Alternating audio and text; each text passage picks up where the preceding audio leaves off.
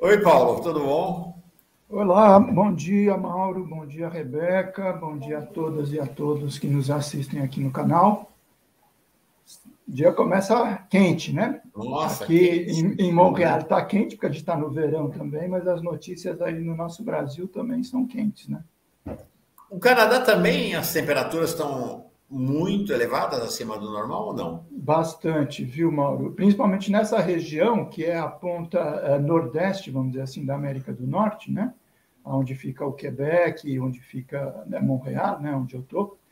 Ele está bem afetado, né, por essa onda, né, de aquecimento, e em especial por conta de fogos, né? Quer dizer, o pessoal responsabiliza o Brasil pelo desmatamento, etc. Aqui não é desmatamento, vamos dizer, criminoso, como no Brasil, mas você tem fogos naturais nas florestas aqui, e ontem, por exemplo, já teve mais um dos alertas de smog, como eles chamam aqui, que é uma fumaça, né, que é altamente tóxica. Então, se recomenda que idosos, crianças, pessoas com problemas respiratórios, etc., fiquem em casa. Mas realmente, quer dizer, essa questão das mudanças climáticas, né, os chamados eventos extremos, né, estão se espalhando por todo o planeta. E essa faixa do hemisfério norte se dá mais destaque esses dias ao que acontece na Europa, né? Mas aqui na América do Norte também a coisa está brava. Terça-feira que vem voltam o professor Luiz Marques e a cientista Luciana Gatti para voltar a falar aquilo que eles disseram para nós 2 semanas atrás. Está acontecendo, né? É o que eles falaram.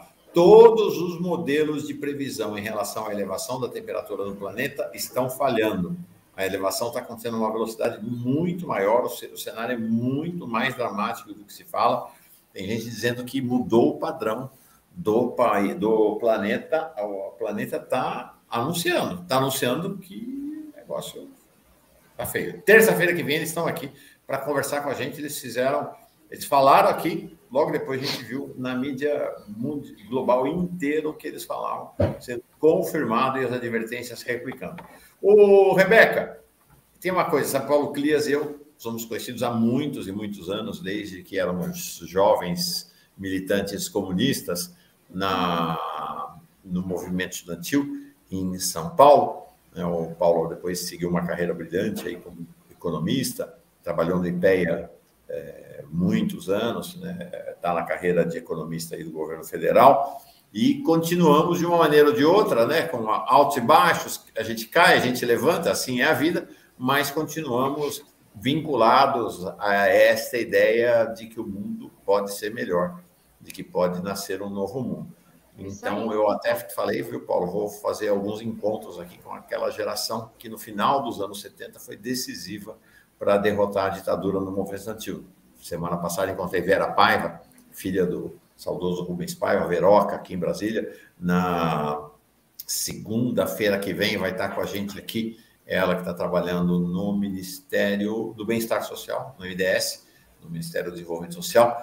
A Laís Abramo vai estar aqui com a gente, outra também foi do DCE da USP. Vou juntar a turma aqui para contar o que foi aquelas maluquices que a gente fazia. Mas aí o Paulo é meu consultor para economia, viu, Rebeca? Passo a semana inteira perguntando, Paulo, o que é isso? Paulo, como é que é isso? Me explica. Então, e ele vem uma vez por semana para partilhar e explicar para todo mundo.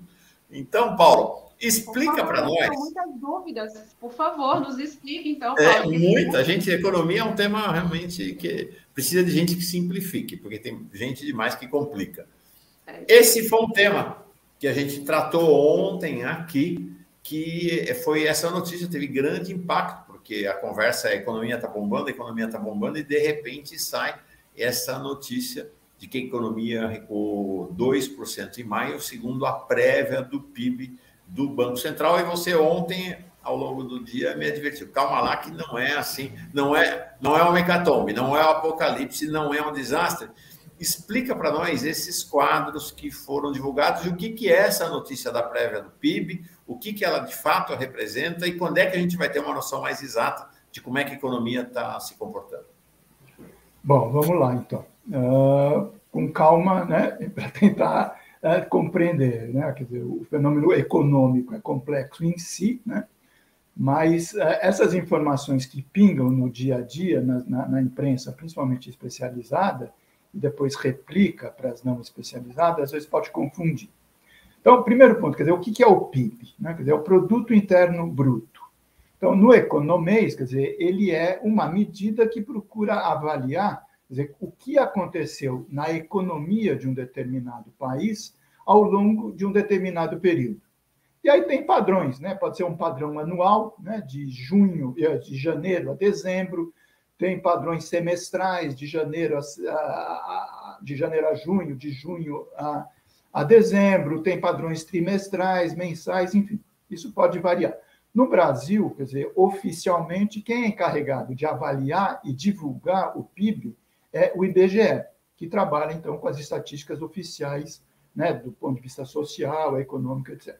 Então, o que se diz? Olha, o PIB representa tudo aquilo que o país produziu, tá certo? Do ponto de vista da indústria, do comércio, da agricultura, dos serviços, por um lado, né?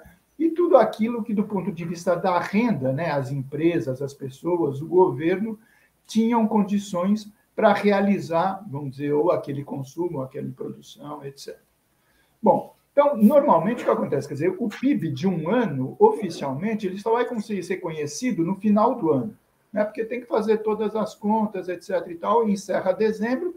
Lá para o primeiro trimestre do ano seguinte, você sabe o que aconteceu de fato no ano anterior. Só que você tem estimativas, primeiro, do próprio IBGE, né, que ao longo do período vai tentando falar o PIB do primeiro trimestre foi assim, do segundo semestre, do primeiro semestre foi assim, e aí os economistas, os especialistas, vão tentar, com base no período anterior e no acompanhamento do cotidiano, fazer alguma estimativa. Esse é o primeiro ponto. O segundo é o quê? O Banco Central, quer dizer, já tem alguns anos, ele faz essa estimativa do que se chama da prévia do PIB. Então, ele tem um modelo próprio dele, Banco Central, que não é de todo ruim, vamos dizer, quer dizer, que procura por vias indiretas. Então, você pode pegar pelo emprego, você pode pegar pelas vendas, você pode pegar pelo comércio, etc., o que estaria acontecendo, de fato, na dinâmica profunda da economia. E chega nessas avaliações, tá certo? Mas o que acontece? Quer dizer, dependendo do modelo que você pega, você pode ter essa avaliação rápida e brusca, como você mostrou no gráfico, né? Se você puder subir. Então, se você pega a avaliação do mês a mês, um mês sobe 2, o outro baixa, não sei o quê. Então, a gente esse não pode... aqui, né? Exatamente. Então, 3 meses atrás, veja lá, era euforia, subiu 3%, né? Daí baixou para 0,27, depois subiu 0,81, agora baixou 2%. Não. Vamos tentar olhar numa perspectiva um pouco mais de longo prazo, chamados 12 meses. Aí, por favor, me solta o outro. Olha o que acontece nos 12 meses. Não é nem o PIB oficial, eu sempre alerto do Brasil, vai ter alguma mudança quando chegar lá, né, na divulgação oficial do IBGE, mas dá uma certa normalizada. Certo? Quer dizer, e ele está mostrando que, se tudo se mantiver da forma como está vindo, o PIB estaria crescendo na ordem de 3 e poucos por cento ao ano. Agora, você veja que se voltar uns 8, 9, 10 meses lá atrás, ele estaria numa perspectiva de crescimento anual dos 12 meses lá atrás, de 2,19, 2,20, 2,30. Tá certo? Então, é aquela coisa, devagar com andor, né? Quer dizer, não vamos nem nos desesperarmos com uma notícia de um mês, e também nem superestimarmos uma notícia de um outro mês, que pode estar no sentido contrário. Num horizonte médio, né, de uma tendência de médio prazo, esse é o quadro que, como se diz, se nos apresenta. Perfeito. E aí, Paulo, quando é que a gente... Ou seja, não dá para dizer que a gente levou um tombo, nem dá para dizer, até por esse gráfico aqui, de que a gente está crescendo, né? A tendência deste ano não está estabelecida ainda. Quando é que a gente vai ter uma ideia melhor, ou que indicadores nós precisamos para saber melhor o que vai rolar de fato na economia esse ano? Olha, Mauro, primeiro é isso. Está rolando, né? Já estamos mais da metade do ano. Não, sem dúvida. Então, a grande magia, a grande ciência, justamente, é você conseguir, né, especialistas, indicadores, etc., que no olho do redemoinho, né, quer dizer, consiga tirar o foco sobre a conjuntura imediata, né, que pode ser um momento, né, de supercrescimento ou de baixo crescimento naquele dia, naquele mês, naquela semana, e olhar com calma para esse horizonte mais de médio prazo. E aí é o que você diz, quer dizer, então você tem variáveis indiretas que ajudam, né, a consolidar esse quadro de previsão. Então, à medida que o tempo vai passando, não quero fazer nenhum mineirês de enrolação para fugir da pergunta, mas a gente não tem hoje uma certeza absoluta. Agora, a tendência é que se mantenha esse ritmo de crescimento da ordem de 2,5%, 3% para fechar o ano. Por exemplo, então, um dos indicadores que eu sempre chamo a atenção para as pessoas que os modelos usam, né? Você quer avaliar como anda a coisa das vendas, da produção, etc. Tem um dado que é interessante, eu ainda não consegui identificar, que é a produção da indústria de cartões e embalagem, por exemplo.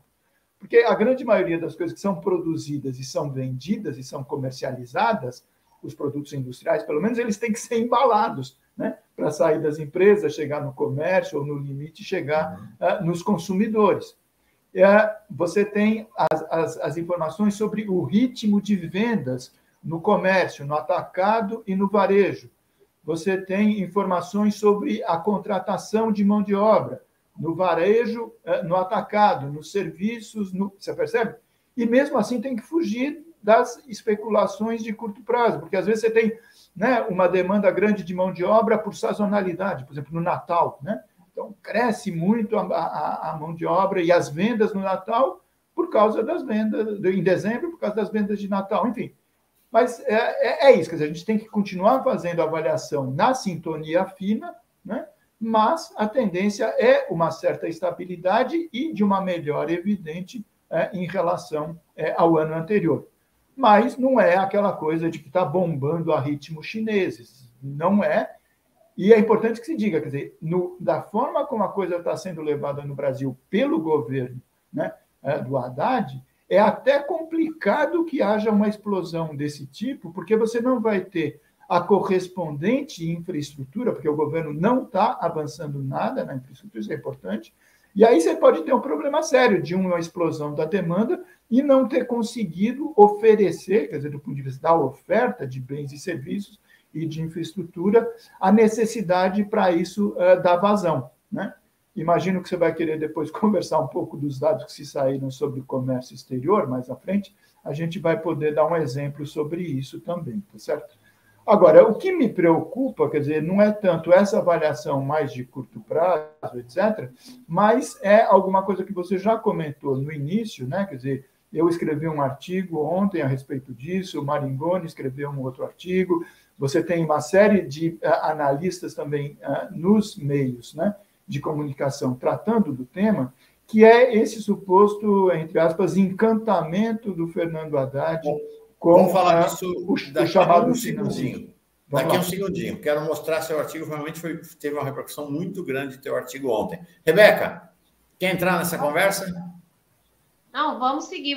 Deixa o professor concluir aí esse raciocínio e eu já entro. Então, tá aqui. Você publicou esse artigo ontem, teve grande repercussão sobre o encantamento com Haddad. Foi publicado no GGN. Explica para nós esse artigo, Paulo. Explica para nós o que está acontecendo aí nessa articulação entre economia e política.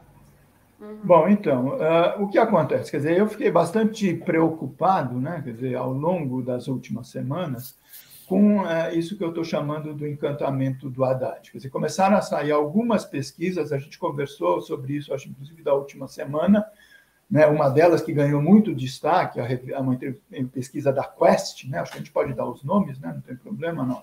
Uma empresa de pesquisa muito ligada ao sistema financeiro, dizendo que o mundo das finanças agora está aceitando muito bem Haddad, etc. Parará. Só que detalhe, quer dizer, para essa pesquisa que ganha uma dimensão, né, de um Ibope, foram ouvidas 80 pessoas, né? Foram ouvidas muito menos do que o grupo já seleto que o Banco Central, na pesquisa Focus, ouve para fazer as suas projeções. Mas, enfim, não importa. E ali o que se tinha? Quer dizer, se mantém uma desconfiança elevadíssima desse pessoal, né? A nata do financismo com o Lula, né? Ela chega em 95% a desconfiança, né? E a confiança ou a desconfiança com a Haddad cai drasticamente do começo do ano para cá. Certo? Quer dizer, se você junta isso com uma outra informação até meio anedótica que saiu agora, acho que foi no final de semana, na segunda-feira, né? Quer dizer, de um cidadão que era super bolsonarista, etc., dono de uma rede de fast food, eu não vou dar um nome aqui, porque não sei se é o caso, se você sentir à vontade, você pode dar depois, eu não quero, né, mexer com as regras de merchandising. Não, pode falar sim, pode falar sim. É o dono do Habib's, todo mundo conheceu. Esse cara é super bolsonarista, teve uma postura terrível ao longo dos 4 anos. Agora, de repente, ele diz que não, veja, não é bem assim, não vou mais nunca votar no Bolsonaro, me decepcionou, e o Haddad é 10, a expressão dele é aspas, Haddad é 10. Veja, esse tipo de elogio, quer dizer, obviamente que para qualquer governante, ele é muito bem visto, principalmente no momento em que a gente saiu de uma baita crise política, uma tentativa de golpe, né, o fascismo, né, ameaçando o processo democrático, todo o desastre, né, que o Bolsonaro e o Paulo Guedes promoveram ao longo dos últimos 4 anos, mas eu chamaria atenção para essa aparente dissonância, né, quer dizer, entre a avaliação do governo do PT, da figura do Lula e do Haddad. Entende? Por quê? Você já apontou no início do nosso programa. Quer dizer, do ponto de vista da política econômica, não existe diferença fundamental entre aquilo que vem sendo praticado, e não é só pelo Paulo Guedes, não. Quer dizer, é desde 2016, quando se consumou o golpe contra a presidente Dilma, a entrada do Temer, que chama Henrique Meirelles para comandar a economia. Ali começa essa desgraceira toda, desculpa a expressão, da noite de terror que se implantou. Ali começou a reforma trabalhista, ali veio política de preços da Petrobras e, principalmente, ali veio o teto de gastos, de 2016, entende? E o que aconteceu, obviamente, 4 anos de Paulo Guedes e Bolsonaro se radicalizou, isso foi aprofundado, tá certo? E o que se esperava na chegada do governo Lula, tá certo? É que na área da economia, pelo menos sinais significativos de mudança fossem efetuados. E, infelizmente, não é isso que aconteceu. Quer dizer, o Haddad, ele vem dando sinais desde o início de quando ele foi indicado, sem tomar posse ainda, responsável pela Fazenda. A PEC da transição, vamos lembrar, quer dizer, ele convenceu, então, o presidente Lula de que era importante não apenas revogar o teto de gastos, que era fundamental, mas era amarrar o governo para uma regra futura. E aí o próprio governo, né, apresentou uma mudança na Constituição, que a revogação do teto de gastos só ocorreria na hora que fosse aprovada uma nova regra fiscal, o tal do arcabouço fiscal. Quer dizer, o governo ofereceu uma prova para se amarrar a si mesmo. Tudo bem. Em seguida, o governo apresenta uma proposta de aumento do salário, reajuste do salário mínimo. Logo no comecinho do governo, vocês se lembram, janeiro, era uma das promessas do Lula. Vamos retomar a política de reajuste real do salário mínimo, inflação mais crescimento do PIB, crescimento da produtividade da economia. Naquele debate, Haddad está nas redes, basta olhar. Haddad dizia, não dá, porque a gente tem problemas sérios de gastos, de não sei o quê, barará, e queria dar só 1.302, que era só a reajuste da inflação. O Lula bateu o martelo, falou, não, pode parecer coisa pequena, foi para 3.320, mas é uma sinalização, quer dizer, de que, não, quer dizer, austeridade, mas não troco, né? Eu tenho um compromisso de campanha, eu vou manter. Mas para mostrar como oscila, né? Mais à frente, na hora de fazer aquele tal do projeto de lei complementar, da questão fiscal. Haddad se recusou a conversar com o movimento dos economistas, especialistas progressistas, com as centrais sindicais, com os institutos de pesquisa, com as universidades, ouviu apenas o presidente do Banco Central e a nata do sistema financeiro. E saiu um projeto de lei complementar, o 93, que já foi aprovado na Câmara e está em debate no Senado, muito ruim. Quer dizer, ele está sendo chamado nas redes do subteto do Haddad, né? porque ele mantém a reunião, essência... Paulo, eu mostrei aqui na segunda-feira, para mim, é a reunião que marca essa etapa do governo Lula e da gestão do Ministério da Fazenda. Essa reunião aconteceu na manhã em que, à noite, foi aprovado o novo teto de gastos do arcabouço fiscal. É o que você falou. Quem tá, a gente fica falando, a gente fica xingando aqui o Campos Neto, o Bob Campos Neto, o Roberto Campos Neto, mas, gente, ele e o Haddad atuam em aliança. O Campos Neto... Gente, o presidente do Banco Central participou da reunião que definiu o contorno final do arcabouço fiscal e como é que seria definida a reforma tributária. É o que você falou, a nata do financismo das elites brasileiras estavam lá. Roberto Campos Neto, presidente do BC, André Esteves, do Pactual, o Isaac Sidney, presidente da FEBRABAN, o Rodrigo Maia, pessoal, a gente lembra dele como político, mas hoje ele é presidente da Confederação Nacional das Instituições Financeiras. O Fábio Faria foi quem organizou a reunião, gente. Quem organizou a reunião foi o Fábio Faria, o braço direito do Bolsonaro. O outro organizador da reunião foi o João Camargo, que é o presidente da CNN, dono do grupo de lobby mais importante do país, o Grupo Esfera, não é mais aquele lead do Dória é decadente, esse é o grupo de lobby empresarial que importa. O Rubens Menin, da CNN, dono de banco também, o Flávio Rocha, da Riachuelo, quase foi candidato a vice do Bolsonaro em 2018.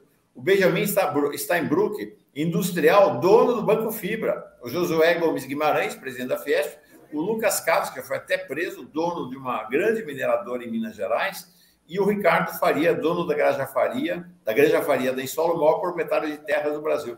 Nessa reunião tinha 6 donos de banco, Paulo. Impressionante. Então, por isso que quando eu chamo a nata do financismo, tem gente que fica um pouco incomodado e tal, mas na verdade é isso, né? Quer dizer, é esse pessoal que agora, quer dizer, com essas mudanças todas que vamos tentar resumir para não tomar tanto tempo, né? Que o Haddad patrocinou, quer dizer, dando as costas para a tradição, tá certo, do desenvolvimentismo, da mudança progressista, tá certo, possível nesse terceiro mandato do Lula. Em seguida, com a proposta de reforma tributária, quer dizer, ele acabou angariando elogios, aplausos e, aparentemente, o encantamento do que a gente chama do lado de lá. Tá certo? O ponto a verificar é o seguinte, quer dizer, qual é o limite, vamos dizer assim, desse avançar de linha que o próprio Haddad apresenta? Por exemplo, na questão do arcabouço fiscal, para a gente ficar num único ponto. Vocês se lembram, o Lula, desde o início, dizia, olha, saúde e educação não é despesa. É um argumento retórico, mas tem um fundo, ele diz, isso é investimento. Então, eu quero que isso fique fora daquela coisa da restrição do teto de gastos. Ele sempre dizia, gastos para alavancar as empresas estatais também não pode ser... Tudo isso o Haddad incorporou no projeto, a Câmara manteve, tá certo, na votação na Câmara, porque agora vai para o Senado, e agora o Senado eventualmente vai mudar. E eu já ia chamar a atenção, você já chamou, né, para a tela, um dos problemas que isso apresenta é o quê? Quer dizer, além de ser equivocado do ponto de vista de política econômica, de política fiscal, de necessidades para o país, tá certo? Porque, vamos lembrar, a regra estabelece que as despesas só podem crescer a 70% do ritmo de crescimento das receitas, que é um contrassenso. Deixa eu crescer 100%, não tem problema, né? Quer dizer, essa ideia de ficar buscando a meta do superávit primário é coisa que país desenvolvido já abandonou há muito tempo, tá certo? Mas o que acontece? Está encomendado, entre outros problemas, uma crise no médio prazo, que é essa que você disse. Porque se você inclui a saúde e a educação no bolo dos gastos que tem que ser comprimidos, mas saúde e educação tem uma garantia constitucional, quer dizer, vamos lembrar, saúde e educação tem um piso, 15% e 19%, atrelados ao crescimento da receita, ponto. Não adianta o Guedes, o Meirelles e agora o Haddad quererem segurar porque a Constituição garante. E isso faz o quê? Isso vai fazer com que, no bolo, sendo limitado o crescimento a 70%, você vai ter que cortar pessoal, você vai ter que cortar ciência e tecnologia, vai ter que cortar Bolsa Família, ou que seja, que não tem esses direitos constitucionalmente garantidos. Aí já vem os gênios com 3 Js Ah, não, então, para evitar isso, não é rever o teto. Para evitar isso é desconstitucionalizar, que é uma loucura. Esse é o sonho histórico dos liberais. O Meirelles tentou, o Guedes dizia, ele tinha 3Ds, né, que ele desindexar, desestatizar e desconstitucionalizar, e agora já volta à tona, ainda ninguém assumiu a boca, né, do primeiro escalão, mas na área do Tesouro já dizendo, não, então o caminho o quê? É tirar esses mínimos constitucionais, porque daí o governo então não corre o risco de ser acusado, entre aspas, de crime de responsabilidade fiscal. Isso é um desastre para o Brasil de 10, 20 anos futuros, entendeu? Porque aí consolida a necessidade do quê? De privatizar ou continuar a privatização da saúde e da educação. Por quê? Porque o Estado vai ser proibido constitucionalmente de dar saúde e educação que o país precisa. Desculpa. Paulo, não, de fato, esta semana aqui em Brasília já houve algumas reuniões da equipe do Ministério da Fazenda com os responsáveis por administração e orçamento dos demais ministérios para dizer o seguinte: primeiro semestre do ano que vem, essa é a lista de cortes. Então, já estão anunciando quais serão os cortes feitos. Não pode cortar salário, mas todo o resto vai ser cortado. E estão acenando o seguinte: não, o Brasil vai bombar de crescer. Então, tudo que a gente cortar no primeiro semestre, no segundo semestre, vocês terão de volta. Então, é isso. Mas é isso. A gente vai começar o ano que vem com uma restrição sobre as despesas do Estado brasileiro, que são fundamentais para o desenvolvimento do país, enorme por conta desse novo teto de gastos. Nós vamos encerrar, Paulo. Estamos nos nossos Tem uma pergunta próximos... aqui, Mauro, no chat, rapidinho. É isso que eu ia falar. Vamos colocar a pergunta do Daniel Miyagi aqui. Exatamente. Ele pergunta, Paulo, e o desenrola não beneficia a classe média e o povão? Olha, veja, eu colocaria essa questão do desenrola no mesmo patamar, né, se permite uma comparação incomparável, vamos dizer assim, mas para efeito de análise, da reforma tributária. Tá certo? Quer dizer, a reforma tributária, em tese, foi muito boa, a gente já conversou um pouco sobre isso, mas por quê? Porque ela moderniza, ela simplifica, etc. Mas ela não mudou, na essência, a nossa regressividade e injustiça do sistema tributário. Não se falou nada da taxação das altas rendas, não se falou nada da taxação do patrimônio, não se falou da isenção absurda de lucros e dividendos. No caso do desenrola, quer dizer, o que acontece? Você apegou esses setores de baixo nível de renda, tá certo? Da base da nossa pirâmide da desigualdade, e ofereceu medidas importantes, é verdade, aquela coisa dos R$100 e mesmo um pouquinho para cima. A questão é saber, primeiro, quer dizer, tem duas etapas, não vamos nos iludir. A primeira é que o nome do cidadão seja tirado do chamado SPC ou das instituições que fazem a chamada negativação, né? Então, você está com o seu nome sujo, como se diz, entre aspas, na praça, o seu nome vai ser retirado e isso facilita, obviamente, a vida da pessoa no contato com empresas, com o setor público, etc. Perfeito.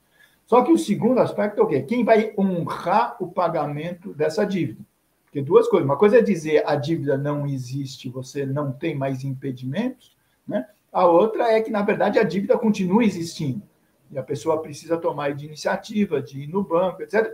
E o banco é que vai se acertar com o Tesouro Nacional, tá certo? Para se ressarcir, tá certo? Daquela dívida daquele indivíduo. Então, obviamente, é uma medida muito bem-vinda, tá certo? Quer dizer, agora, o que não está claro, tá certo? São as medidas que veriam depois, né? Quer dizer, o nível de aceitação e de incorporação dos bancos nesse programa e o impacto que isso vai ter, vamos dizer assim, na etapa seguinte. Quer dizer, se eu tinha uma dívida, isso me impedia de voltar a consumir, etc. Se essa dívida está zerada, perfeito. Quer dizer, você tem um efeito econômico, macroeconômico muito importante, porque daí é todo um volume de necessidades de consumo que volta a ficar potencialmente estabelecido na sociedade. Só que aí isso ainda não está claro, né? Quer dizer, se é só uma questão contábil e jurídica ou se efetivamente as pessoas vão estar com condições quer dizer, de apagar aquele passivo e entrar de novo, quer dizer, num nível de poder. E não é aquele consumismo deslocado, veja, quer dizer, a gente está tratando pessoas com um nível de dívidas bastante reduzidas. O segundo ponto é o quê? Quer dizer, para dar uma solução definitiva nessa questão do endividamento das famílias, você tem que atacar o ponto que causou isso. Primeiro, taxa de juros elevadas, e, de novo, quer dizer, isso o governo e a área da economia não deu um passo para fazer, vamos dizer, né? Quer dizer, é óbvio que a responsabilidade é do Copom, é do Banco Central, é do Roberto Campos Neto, mas o governo já podia ter tomado uma série de iniciativas ao longo desse semestre que não foram tomadas. Eu dou, só para encerrar aqui, uma.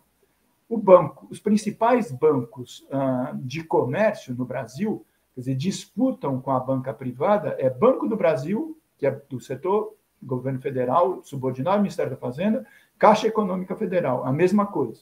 Além disso, você tem o BASA, que é importante na região da Amazônia, e o Banco do Nordeste, também importante na região nordeste do Brasil. O que esses bancos fizeram para oferecer créditos em condições compatíveis com a população?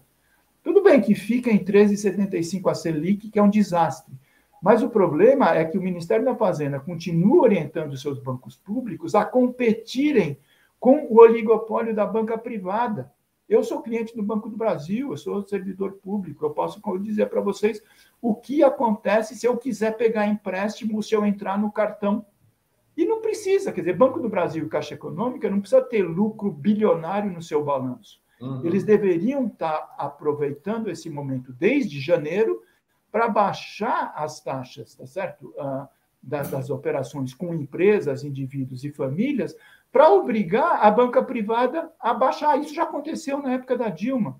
Lembra aquele comercial da Caixa que fez um sucesso? Vem para a Caixa você também, porque a Caixa estava oferecendo juros muito mais baratos que o banco privado da esquina. Paulo, a gente vai ter que encerrar, mas realmente para mim é inexplicável. O Lula falando dessa questão da taxa de juros desde o começo do ano, mas é como se a gente tivesse dois governos, né? Enquanto o Lula desce o cacete no Campos Neto e na taxa de juros, o Haddad faz reunião com o Campos Neto para definir o arcabouço fiscal e para definir a economia no Brasil. Enquanto o Lula desce o pau no Campos Neto, fiquei chocado. A Simone Tebet vem dizer que a próxima reunião do Copom, o ideal, não é reduzir o juro de 13,75 para 13,5, não, tem que reduzir meio ponto, de 13,75, pois é, para 13,25. Meu, esse juro podia estar em 9%, 8%, e os bancos ainda estariam ganhando muito. Agora vem a Simone Tebet, que é da equipe econômica, que é parceira do Haddad, ela e o Haddad poderiam ter já definido uma mudança na meta de inflação, não definiram. Gente, é esquizofrênica essa história, realmente é esquizofrênica, né? O Lula está lá fazendo o discurso, agora a vida real da economia, a equipe econômica está se compondo com o Banco Central, né? E é cúmplice nessa taxa de juros. Essa é a verdade. Essa é a verdade. Lamentável. É isso? É isso aí. Paulo Clias, não adianta que semana que vem a gente vai estar aqui de novo. Tá bom. Só vai estar liberado na semana de volta para Brasília. Em agosto, né? Você está voltando? Dia 2 eu estou voltando, como se diz aí. O Brasil voltou, o Paulo vai voltar. Foi legal. Valeu. Abração, Tchau, Paulo. gente. Obrigado. Boa semana para vocês. Obrigado. Tchau, muito obrigada.